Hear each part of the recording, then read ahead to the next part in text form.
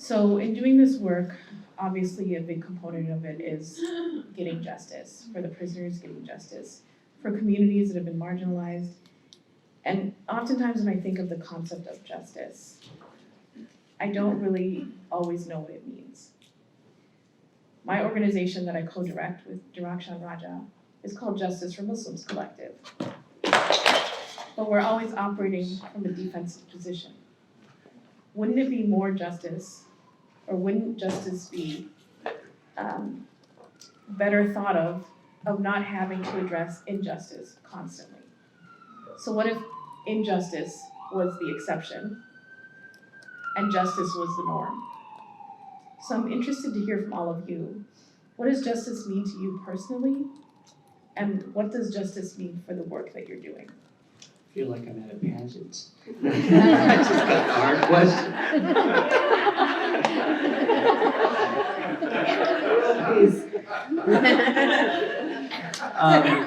Actually, that's a great question, and I'm part of the humanist movement. I referenced Mario Rodriguez, which is a social transformation movement that came from South America, and I really think of that movement as paralleling the civil rights movement of the United States, and the thinking and liberation theory of that movement. And it's a nonviolent movement. And in my study for the last number of years of nonviolence, I've really had to look at the idea about justice, because as a person of color in this community, I seek justice all the time. And I had to go inside and sit with that for a minute and try to understand, actually, what does that really mean for me? And for me, what I finally realized was that after I learned about the Code of Hammurabi, which was an eye for an eye, I felt like I want my justice for what you did to my people. And then I realized I wanted retribution. And I'm not free of it. I'm working on this for years now, trying to change my inner narrative about looking for something from the external to make me feel different internally. As long as I'm stuck in that place, I'll be waiting for a long time. And so I'm not looking for justice anymore, because I think that has too many connotations connected for me. I'm looking for inner reconciliation. And that has nothing to do with anything you or anyone else will do. But it has to do with understanding that, and when you were talking about the hunger strikes and the art from Guantanamo, it made me think about this. Those prisoners have found the sacredness within themselves. They've identified it and they're expressing it.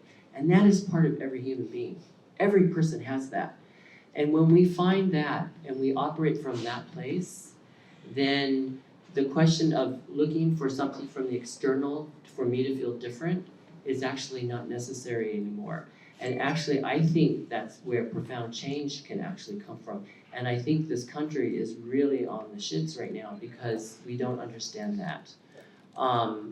And if you look at the movements for change, we've really struggled in some way when we didn't understand that the power of change and transformation comes from that sacredness of the human being. So in that place, I think there's absolute justice, but it comes from a place of inner reconciliation.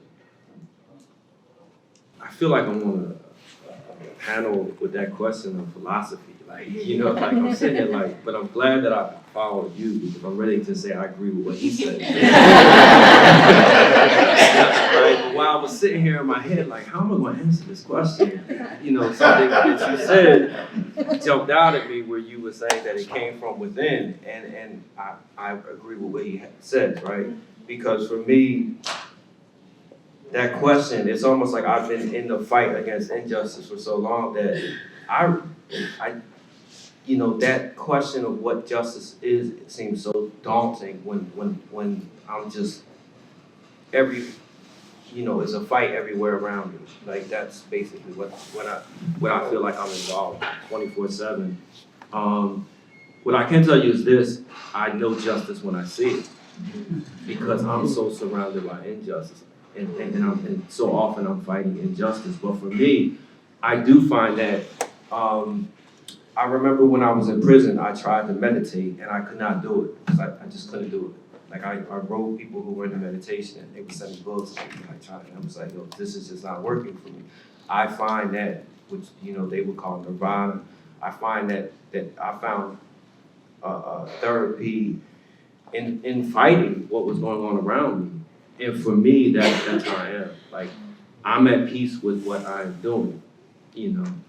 I do it within boundaries that I know that, okay, you have to slow down. I take care of myself. But for me, yeah, what's driving me to fight injustice is I feel like there's a sense of justice in what I'm doing. You know, I hope that makes sense. And that when I come across justice, I'll recognize it. But also, I also reconcile myself with the fact that the world and society I am fighting to create, I'm not going to see. And I'm content with that. As long as I know that I was putting a piece down on that road to get there. You know, so for me, that's where I found my peace. That win or lose, you know, one for me, I'm in the fight, and that's a great feeling. And that I feel like if we make it there, you know, it was great. But you know, if we don't, it was still great, because that's what I believe in, that's what I'm fighting for. And that's what's right, you know. And oftentimes what's right gets lost. It's a very hard question, and I agree with both of them.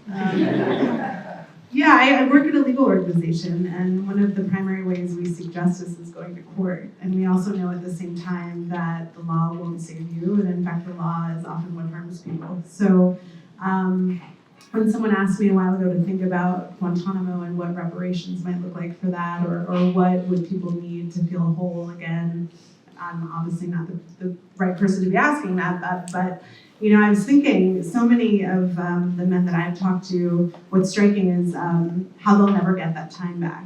And no court decision or damages or the ability to tell your story as fully as you might want to be able to will ever give you that time back. And so, so if you can't give someone that back, I think in my experience, it's been really learning what it is for individuals. So, and I'm using clients as a reference because those are often the communities and the people from impacted communities that we're in touch with, and it's just really remarkable how so many of them have been on their own personal journey.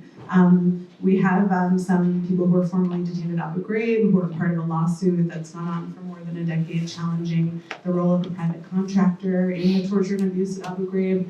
And despite setback and setback and setback, I mean, the quest is really to try to achieve justice, and maybe justice is getting the right court decision for him, and he's allowed to have that form of justice. But it's also, I think, part of the journey of speaking out and educating people and being able to tell his story, and that is a journey for him. So, you know, I've grappled with this question a lot, especially when injustice is the norm, and there's a place like Guantanamo called Camp Justice, right? Like, it's the opposite. It's just, you know, it's crazy. So, and it's a place that is unjust.